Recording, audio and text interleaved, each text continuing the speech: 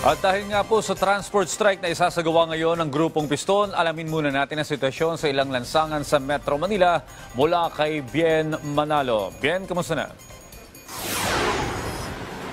Audrey, tiniyak ng pamahalaan na may nakalaang libreng sakay para sa mga pasaherong maaapektuhan ng 2 araw na tigil pasada ng Grupong Piston na magsisimula ngayong araw.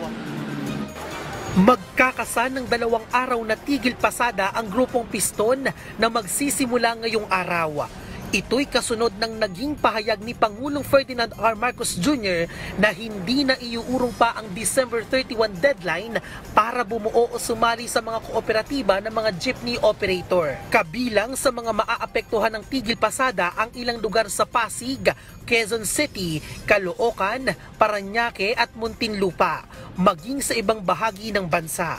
Kasunod nito, tiniyak ng Department of Transportation na patuloy na nakaagapay ang pamahalaan sa mga commuter na maaapektuhan ng transport strike. Tayo po ay naghanda ng mga libreng sakay, tayo po ay naghanda ng mga measures para po masigurado na meron pa rin pong magagamit na transport options ito pong ating mga commuters na maapektuhan.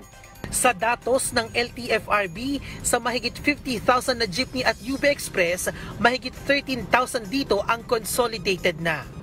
Ayon naman sa ilang commuters, malaking tulong nila ang libreng sakay lalo na kung may tigil pasada. Mas okay lang sila ngayon sa nagko-commute tulad namin. Mas mabuti yun sa kanila. Siyempre nakakatulong po sa amin pag papunta sa school, gano'n. Kasi mahirap po as a student na walang mode of transportation.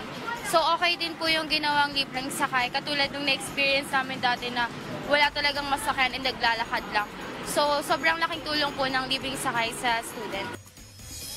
Kami pa rin jeepney drivers dito sa monumento ang mas piniling mamasada ngayong araw kaysa sa sumali sa tigil pasada. Dahil ayon doon sa mga tsuper na nakausap namin kanina, sayang naman daw yung kikitain nila kung hihinto sila sa pamamasada. Samantala, maraming eskwelahan na rin doon sa mga apektadong lugar nitong transport strike ang nagpatupad na ng online classes. At yan muna ang update. Balik sa iyo, Audrey. Maraming salamat, Bien Manalo.